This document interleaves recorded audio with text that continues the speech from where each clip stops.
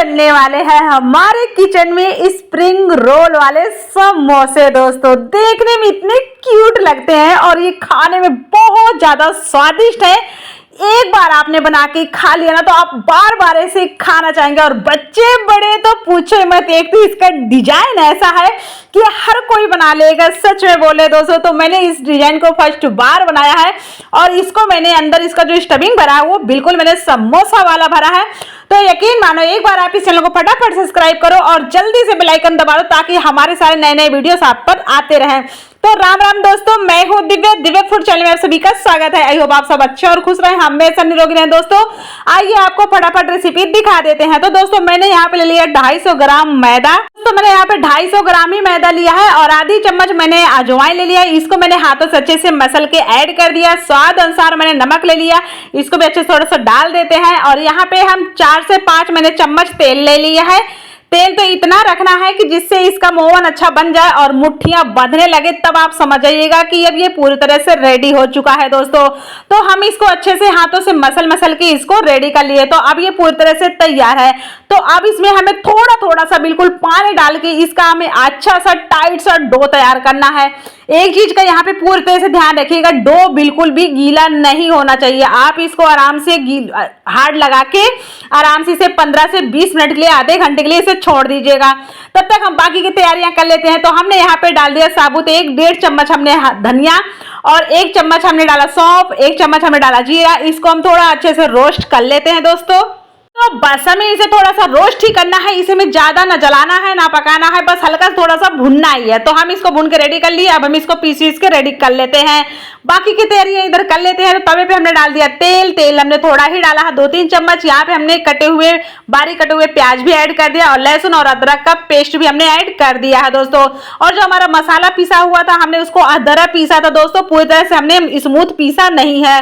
तो बस हमने मसाले को अच्छे से ऐड कर दिया। बस इसको ऐड करते ही हम थोड़ी सी इसमें हींग डालना भूल गए थे, तो हींग यहाँ पे अब डाल देते हैं।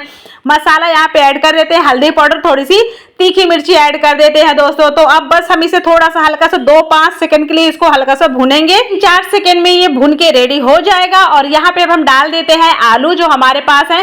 तो आलूओं को इस तरह से हाथों से फोड़ के डालिएगा। इससे क्या रहता है, इसमें आलू में थोड़ी गुठलियां गांठें सी भी रहती हैं, तो उससे बहुत ही अच्छा सा फ्लेवर आता है। तो इसलिए इस तरह से जरूरी है। दोस्तों तो वेट से देखा जाए तो मैंने यहाँ पे आधा किलो तक आलू ऐड कर लिया है। दोस्तों आप अपने हिसाब से, आपको ज्यादा खाने हैं समोसे कम खाने हैं, आप उसी हिसाब से आराम से ऐड कर सकते हो। तो आधा किलो तक आलू लगे हैं, पाव भर हमारा मैदा लगा है, तो उस हिसाब से हम यूज कर लेंगे। तो दोस्तों हमने यहाँ पे कसूरी मेथी ऐड कर दिया और यहाँ पे हमने 1 चम्मच आमचूर पाउडर ऐड कर दिया है। तो अब स्वाद अनुसार हम यहाँ पे नमक ऐड कर देते हैं, जितना हमें शुरू से लेके एंड तक की नमक की अब जरूरत है। अब हम इसे अच्छे से मिक्स कर देते हैं। और गैस का फ्लेम एक चीज का ध्यान रखिएगा, शुरू से लेके एंड तक लो ही रहेगा, क्योंकि हमें ना गैस का फ्लेम मीडियम करना है ना हाई करना है। तो दोस्तों हमने यहाँ पे धनिया भी डाल दिया। अब ये पूरी तरह से रेडी हो गया। हम तब तक इसको ठंडा करने के लिए छोड़ देते हैं, बाकी की तैयारियां कर लेते हैं। तो दोस्तों अब हो गए 15 से 20 मिनट के, आधा घंटा हो गए। तो हमारा बहुत ही अच्छा सा मैदा का डो भी तैयार हो चुका है, देख सकते हैं बहुत ही अच्छे से सेट हो चुका है। तो अब हम इसकी फटाफट रोटी बेल कर रेडी करते हैं। ज्यादा समय नहीं लगाएंगे दोस्तों, क्योंकि समय बहुत ज्यादा कीमती है। और एक चीज का ध्यान रखिएगा, वीडियो बिल्कुल भी स्किप नहीं करना दोस्तों। तो अब हम इसे फटाफट बेल लेते हैं।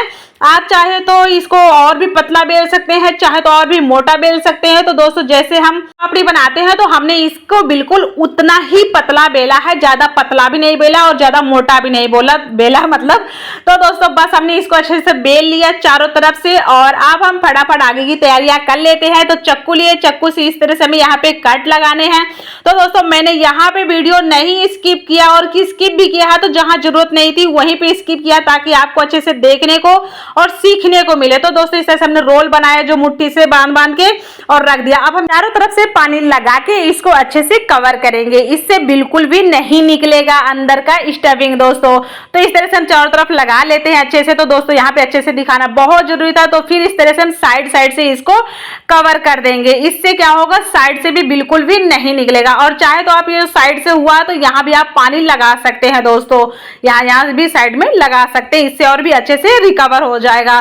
तो दोस्तों यहाँ पे आपको बस रोल करना है। तो मैंने थोड़ा सा उल्टा फोन लगा रखा था स्टैंड पे, तो इस वजह से आपको सही तरीके से सीधे से दिख नहीं रहा है। तो बस इसको आपको रोल ही कर देना है, और रोल करने के बाद भी इसको हाथों से हल्के हल्के हाथों से आप इसको इस तरह से दबाएंगे तो ये बढ़िया अच्छे से चारों तरफ सेट हो जाएगा। इस चीज का यहाँ पे पूरा ध्यान रखिएगा दोस्तों, बस हल्के हल्के हाथों से करिएगा तो चारों तरफ इसका पूरा एक ही शेप हो जाएगा, किधर से ना मोटा रहेगा ना पतला रहेगा। तो अभी देख सकते हैं कितना प्यारा सा क्यूट सा लग रहा है दोस्तों। मैंने इस तरह से डिजाइन पहली बार बनाई है, तो हम ये सारे बना के रेडी कर लिए दोस्तों। मैंने सोचा एक बार आपको इस तरह से कच्चे भी दिखा देते हैं। फिर जब आप यहाँ पे तेल में डालिएगा, तेल का टेम्परेचर बिल्कुल डाउन होना चाहिए और गैस का फ्लेम भी बिल्कुल लो होना चाहिए। जैसे आप देख सकते हैं मेरा तेल का टेम्परेचर है ना, इसमें बबल्स बिल्कुल छोटे छोटे से ही आने चाहिए, ऐसा ही रहना चाहिए। और लो फ्लेम पे आप इसको पकाएंगे ना, अंदर से लेके बाहर तक बहुत ही अच्छे से क्रिस्पी पकेगा और किधर से भी कच्चा नहीं रह जाएगा। तो बस आप इसको उलट पलट के पकाते रहिएगा ताकि एक ही साइड ना पके, बाकी कहीं कच्चा ना रह जाए। इस चीज का ध्यान रखिएगा दोस्तों। एक बार के पकाने में आपकी इसको कम से कम लगेगा आधा 1 घंटे का, मतलब 40 से 60 मिनट का समय लग सकता है, 1 घंटे तक लग सकता है दोस्तों इसको पकाने में, क्योंकि अंदर से लेके बाहर तक क्रिस्पी रहेंगे। लगेगा ना कि हाँ हम कुछ खा रहे हैं। तो दोस्तों इसे बस फटाफट बना के इस तरह से सारे निकाल लीजिएगा। आप इसे चाहे गर्मा गर्म खाएं चाहे ठंडा भी खाएंगे ना तो भी ये खराब नहीं होंगे और बहुत ज्यादा टेस्टी रहेंगे दोस्तों। तो वीडियो अच्छा लगे तो वीडियो को लाइक शेयर सब्सक्राइब जरूर करना और कमेंट करके जरूर बताना आप ये हमारी रेसिपी कहाँ